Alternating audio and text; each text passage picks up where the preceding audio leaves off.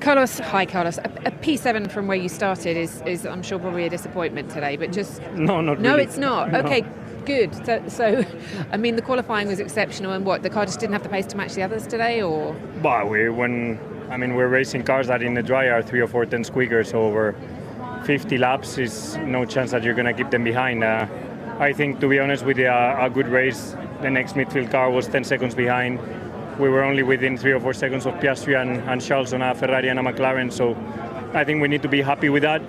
Maybe to say something a bit conservative around the pit stop, I think we could have kept Charles and Oscar behind, and we could have had to make them pass us on track rather than around the pit stop, which is maybe something to note if we wanted to be a bit more aggressive, but we knew they were quicker and they were probably going to pass us sooner or later. So happy with P7.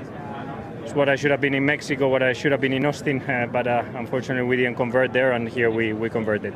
so the last two races, then Qatar and Abu Dhabi. How much of a fight can you put up at those two races? Will they suit you or not? Those tracks? I think Qatar will be a tough one for us, probably damage limitation if possible, but then Abu Dhabi should be back in the pace and fighting for another P7, hopefully. Thank you. Hey Alex, well firstly it must have been pretty difficult to have no team radio for the entire of that race. Just talk me through kind of that early part of the race and that contact with Lewis. Lewis made a mistake. I think I went for an overtake, honestly maybe a slight misjudgment, but I think it was really minor. I'm surprised I got a penalty for that, especially because it didn't serve him any issues, so I'm not sure why it was so strong. And then we actually did a front wing change at that point. No, we didn't. We did a pit stop, and then because of our radio, I couldn't tell them I had a front wing damage, so then came in the next lap, and then had good pace, the same pace we've been showing all weekend. What might have been really, and this is like the 6th race in a row you've just not things have just not gone your way. You haven't had a smooth run of it. Yeah, I think if I can take positives, I think we've figured out why we've been slow in the last. Well, previous to Brazil, we've been slow in the last 3. We've corrected that, and we've actually been really quick relative to our car.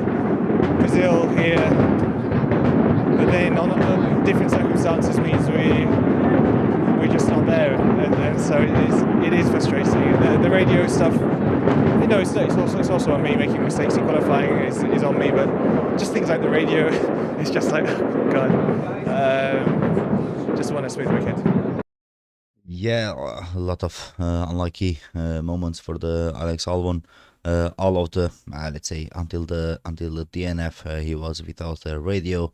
He hit Lewis Hamilton pit stop, one more time pit stop, and there was no point to still be in a race. And I think they did the best thing to retire the car and to save some engine for the last 2 races, and not to spend a lot of money any possible engine change for the team. And Carlos Sainz said, I think it was very perfect performance for him today, and also like